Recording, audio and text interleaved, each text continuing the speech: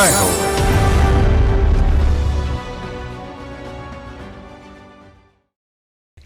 నమస్కారం. సామాన్యుల అసమాన గాథల సమాహారం ఈటీవీ జయహోకు స్వాగతం. తమిళనాట ఆమెది మధ్యతరగతి కుటుంబం. స్వయం కృషితో ఉన్నతంగా ఎదిగిన నేపథ్యం. అణుభౌతిక శాస్త్రం చదివి పెద్ద రోగాలకే చికిత్స చేశారు. శ్రమను దోచుకునే దురన్యాయాలు, లింగ వివక్ష చూశాక తన దృక్పథం మారాయి. ఆమె బాలకార్మిక వ్యవస్థ నిర్మూలనకు ఓ నమూనా సృష్టించారు. ఉపాధి కల్పనతో మహిళల జీవితాలకు వెలుగయ్యారు.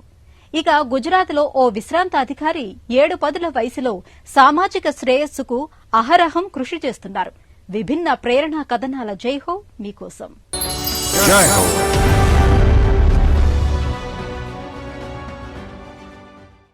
కథ కంచికి పోలేదు. ఆమె కథ కంచి నుంచే ఆరంభమైంది. చెన్నైలో రైల్వే ఉద్యోగి కుమార్తె కల్పనా శంకర్ స్వయం కృషితో ఎదిగారు. అణుభౌతిక శాస్త్రం చదివి క్యాన్సర్ నిరోధక చికిత్సలు చేశారు. కానీ సమాజానికి పేదరికమ పెద్ద రుగ్మత అని గ్రహించారు. 2004లో హ్యాండ్ ఇన్ హ్యాండ్ ఇండియా సహ వ్యవస్థాపకురాలై కాంచీపురంలో వేలాది బాలలకు వెట్టి చాకిరీ తప్పించారు. రుణాలిప్పించి లక్షలాది స్వయం సహాయ మహిళలకు ఉపాధి చూపారు.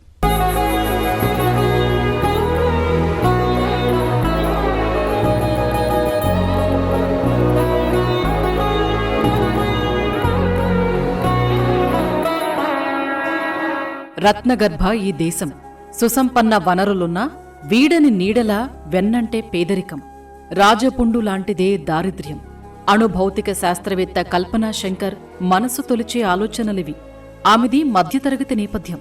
చదువు, సామాజిక సేవకు విలువనిచ్చే కుటుంబం. చెన్నైలో పుట్టి కోవైలో పెరిగారు.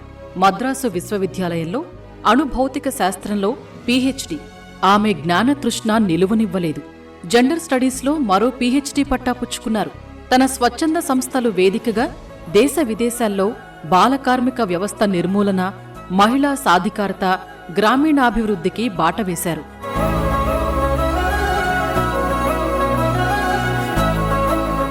I'm the chairperson of Hand in Hand India. నేను హ్యాండ్ ఇన్ హ్యాండ్ ఇండియా అనే స్వచ్ఛంద సంస్థ చైర్పర్సన్ ని, అలాగే బెల్స్టార్ మైక్రో ఫైనాన్స్ సంస్థ ఎండీని కూడా. ఇంకా చెప్పాలంటే నేను శాస్త్రవేత్తను. న్యూక్లియర్ ఫిజిక్స్ లో పీహెచ్డీ అయ్యింది. మద్రాసు ప్రెసిడెన్సీ కళాశాల ప్రయోగశాలలో థీసిస్ సమర్పణ నాకు గొప్ప అనుభూతి. ఎందుకంటే మన దేశ నోబెల్ బహుమతి గ్రహీతలు సర్ సివి రామన్, సుబ్రహ్మణ్యన్ చంద్రశేఖర్ ఈ దిగ్గజాలిద్దరూ తమ పరిశోధన పత్రాలు సమర్పించిన ప్రయోగశాల థీసిస్ அதே ల్యాబ్ல தான் డిఫెండ్ பண்ணாங்க. కోవైలో పెరిగిన ముగ్గురు అక్క చెల్లెళ్లలో కల్పన పెద్ద.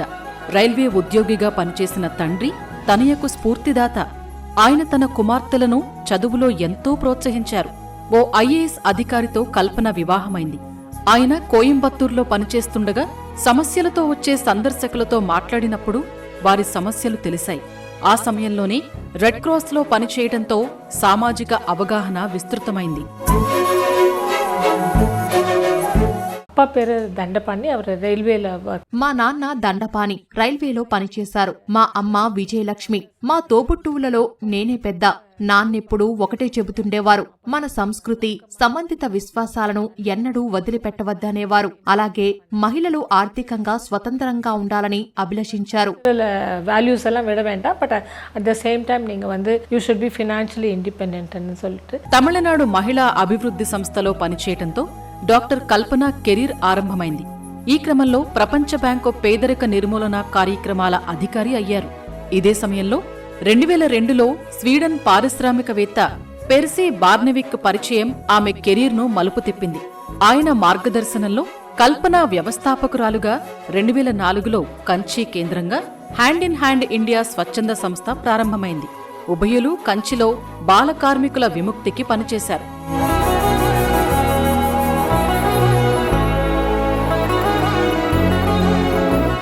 நான் கவர்மெண்ட்ல ஒர்க் பண்ணும்போது இந்த மாதிரி காஞ்சிபுரத்துல ஒரு నా ఈ పయనానికి మార్గం చూపిన ఘటనను ఇక్కడ ప్రస్తావించాలి. నేను సైంటిస్టుగా ప్రభుత్వంలో పనిచేస్తుండగా కాంచీపురంలో ఓ స్వచ్ఛంద సంస్థ నడపాలని నాకు ఆహ్వానం అందింది. స్వీడన్ పారిశ్రామికవేత్త పెర్సీ బార్నెవిక్ ఆ సంస్థకు మద్దతుగా ఉంటారని తెలిసింది. అయినా అప్పటికే ఏబీబీ, యూపాండ్, ఆస్ట్రాజెన్కా తదితర బహుళజాతి సంస్థల అధ్యక్షుడు. అందువల్ల ఈ ప్రతిపాదన మా కుటుంబ సభ్యులకు నచ్చింది. போகும்போது ஒரு நல்ல இடத்துக்கு தான் கூட்டிட்டு போவாங்க. భౌతిక శాస్త్రవేత్త అయిన డాక్టర్ కల్పన సామాజిక హిత వ్యాపారవేత్తగా మారిపోయారు. కోయంబత్తూర్లో రెడ్ క్రాస్, మహిళాభ్యుదయ కార్యక్రమాలు ఇందుకు తోడ్పడ్డాయి. అంతకుముందు కల్పన కొంతకాలం చెన్నై అడియార్ క్యాన్సర్ సంస్థలో డాక్టర్ శాంత దగ్గర పనిచేశారు. రేడియేషన్ థెరపిస్టుగా చేసిన కాలంలో రోగుల బాధను చూడలేకపోయారు. ఈ చికిత్స కంటే క్షేత్రస్థాయిలో తను చేయాల్సింది ఎంతో ఉందని అర్థమైంది. పేదలు తమ బిడ్డలపై కుటుంబ పోషణ భారం వేయటం చూశారు. పసివాళ్లను పనివాళ్లుగా మార్చుతున్న వైనం ఆమెను నిలువనివ్వలేదు.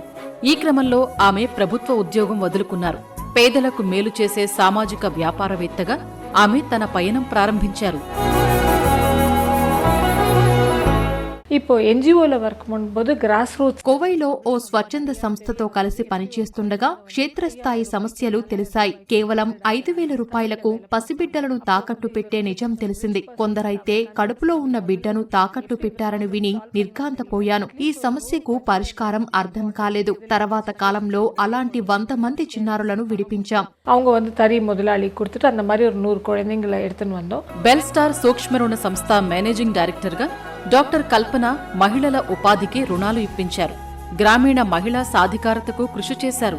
తను స్థాపించిన సూక్ష్మ రుణ సంస్థను పేదరిక నిర్మూలనా మిషన్తో అనుసంధానించి స్థిరమైన వ్యాపార నమూనాను ఆవిష్కరించారు.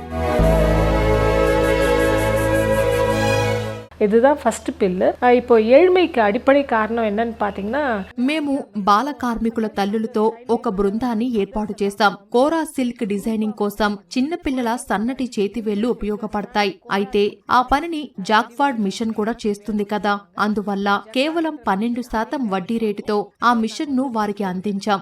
దీనివల్ల లాభం వస్తే వాళ్లు తమ బిడ్డలను బడికి పంపుతారనే మా ఉద్దేశం. ఈ పథకం విజయవంతం కావటంతో 17 రాష్ట్రాలు, 2 కేంద్రపాలిత ప్రాంతాలకు మా కార్యకలాపాలను విస్తరించాం. ஸ்டேட்ஸ்ல 2 யூனியன் டெரிட்டரியில వర్క్ பண்றோம்.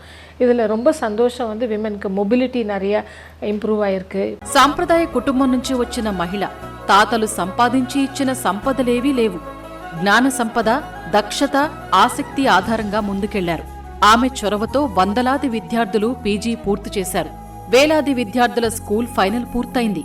హ్యాండ్ ఇన్ హ్యాండ్ ఇండియా ద్వారా డాక్టర్ కల్పన అంగన్వాడీ కేంద్రాల్ని మెరుగుపరిచారు.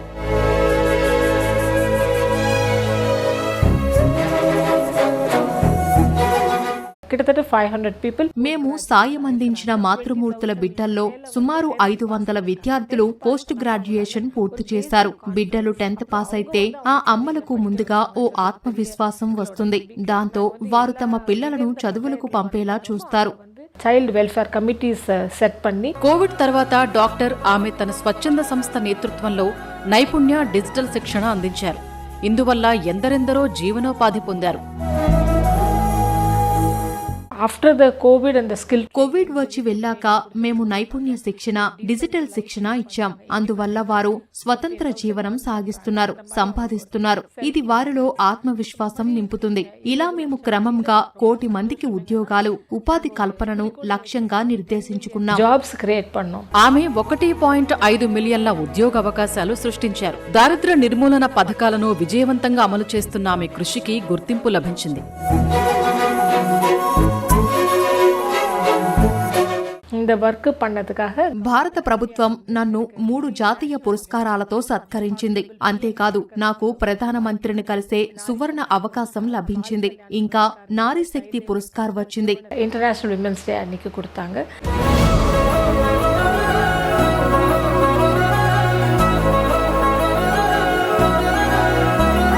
పరిమళించిన మానవత్వం, మనసంతా సేవాభావం, పరోపకారమే తన పరమ ధర్మం. ఆయనది గుజరాత్ రాష్ట్రం. పేరు పంకజ్ చమన్లాల్ సేఠ్. స్వస్థలం జునాగఢ్. ఉద్యోగ విరమణ తర్వాత ఇప్పుడు అహ్మదాబాద్లో ఉంటూ సామాజిక సేవకు అంకితమయ్యారు. దివ్యాంగులు, ఒంటరి మనుషులు, ఏ జీవనాధారం లేని అభాగ్యుల ఆశాజ్యోతిగా నిలిచారు.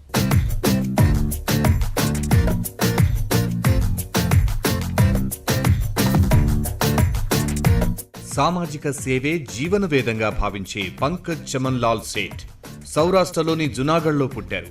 ఉద్యోగ ప్రస్థానం తరువాత ఇప్పుడు అహ్మదాబాద్లో నివసిస్తున్నారు. 2012లో క్లాస్ 2 అధికారిగా పనిచేశారు. విశ్రాంత జీవితంలో విశ్రాంతి తీసుకుని హాయిగా ఉండాలని కోరుకోలేదు. సామాజిక సేవ చేయాలని నిశ్చయించారు. ఇందుకోసం గివ్ ఫరెవర్ ఫౌండేషన్ను నెలకొల్పారు.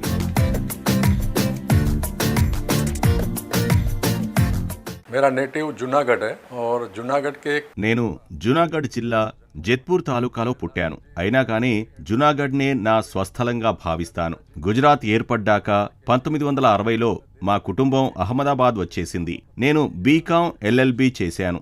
ప్రాక్టీస్ చేయలేదు, కానీ ప్రభుత్వోద్యోగంలో చేరాను. 2012లో ఉద్యోగ విరమణ చేశాను. मार्च 2012 को वही निवृत्ति के हिसाब से मैं निवृत्त हो गया. చమన్ లాల్ ముందుగా అల్ప సంతోషులైన చిన్నారుల సంతోషం కోసం పనిచేశారు. సంక్రాంతికి గాలి పతంగులు పంచిపెట్టడం తరహా కార్యక్రమాలతో ప్రజల్లోకి వెళ్లారు.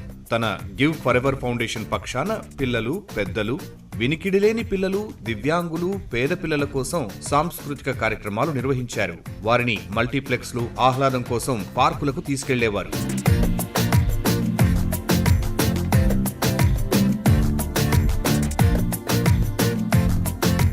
हमारे गिव फॉरएवर की जो एनजीओ है उसमें हम सबसे पहले जो स्टार्ट किया మా స్వచ్ఛంద సంస్థ గివ్ ఫర్ ఎవర్ వితంతువులు, ఒంటరి తల్లులు, జరుగుబాటు లేని పేద కుటుంబాలకు సాయం అందించేందుకు ఆరంభమైంది.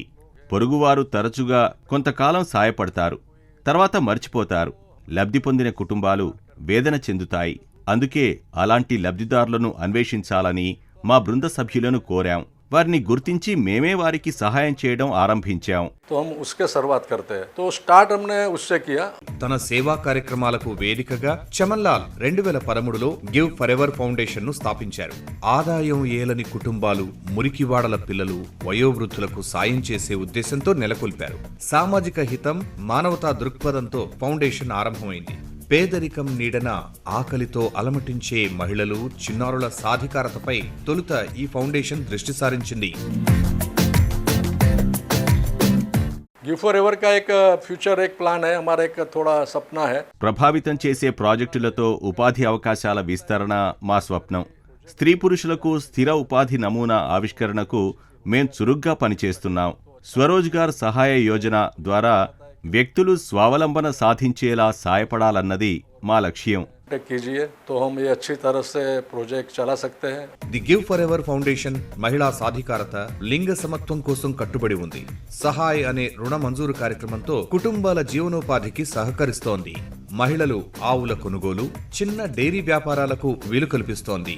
20,000 రూపాయల రుణం మంజూరు చేస్తోంది. ఈ రుణాన్ని తిరిగి ఏడాదిలో తీర్చేసేలా 12 వాయిదాల్లో తిరిగి చెల్లించాలి. పేదరికం మీద దండయాత్రకు సభ్యులు చురుగ్గా పనిచేస్తున్నారు. एक हमारा स्वरोजगार सहाय योजना है. मैं कब से చిరు వ్యాపారాల కోసం 5,000 నుంచి 30,000 రూపాయల వరకు రుణాలిచ్చే స్వయం ఉపాధి సహాయ పథకాన్ని ప్రారంభించాం. లబ్ధిదారుల్లో సైకిల్ రిక్షా పుల్లర్లు, డ్రైవర్లు, కుట్టు మిషన్ల ద్వారా సంపాదిస్తున్న మహిళలు ఉన్నారు. అత్యవసర వైద్య చికిత్సలకు రుణాలిస్తాం. ఈ చిన్న తరహా రుణాలే స్థిరమైన జీవనోపాధి కల్పనకు ఆలంబనగా ఉంటాయి. वो घर में काम करके सिलाई मशीन से कमा रही है.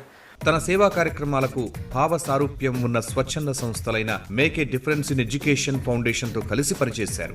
ఆ సంస్థల నిర్వహణ నైపుణ్యాలు, కార్యాచరణ లక్ష్యాలతో చమన్ లాల్ ప్రభావితులయ్యారు. అలాగే దివ్యాంగుల సంస్థలు అంధజన్ మండల్, అపాంగ్ మానవ మండల్ తో కలిసి పనిచేశారు. गिव फॉरएवर का हमारा ऐसा है कि हम डोनेशन మావి విస్తృత సేవా కార్యక్రమాలు. అంధులు, మానసిక వైకల్య బాలలు, వినికిడి లేనివాళ్లు, మాటలు రానివాళ్లు, క్షయ, క్యాన్సర్, థలసీమియా రోగులు, వృద్ధుల శ్రేయస్సుకు మేం పనిచేస్తున్నాం. फिर हम अंधजन मंडल, फिर अपंग मानव मंडल जो ऐसी संस्था है उसके साथ भी जुड़े हुए हैं.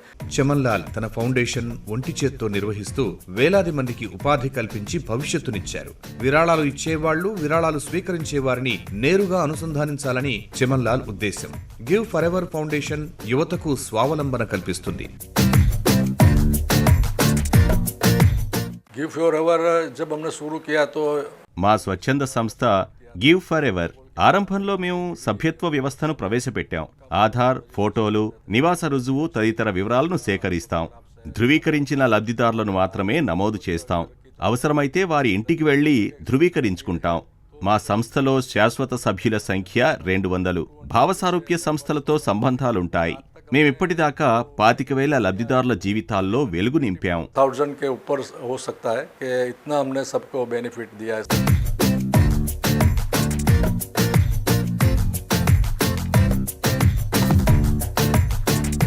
పేదరిక నిర్మూలనకు శ్రామిక మహిళా లోకాన్ని కదిలించి విజయపథంలో నడుపుతున్న కల్పనా శంకర్, ఆదరణ ఆసరా లేని అభాగ్యులకు ఆశాజ్యోతి పంకజ్ చమన్లాల్ ఉభయులు నిత్య స్ఫూర్తిదాతలు, పేదల పెన్నిధులు.